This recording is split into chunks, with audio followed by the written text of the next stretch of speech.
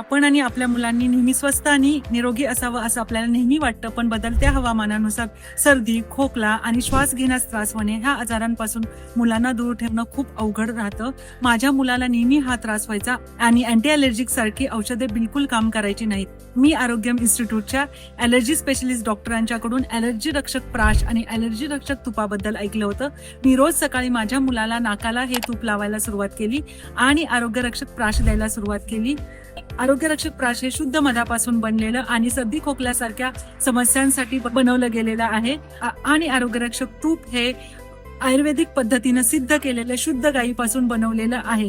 जिथे मागील वर्षी माझा मुलगा सतत आजारी असायचा, तिथे तो ह्या वर्षी एकदम स्वस्थ आणि निरोगी आहे. मी स्वतःही हे वापरते, तर माझ्या सांगण्यावरून तुम्ही नक्की हे ट्राय करा.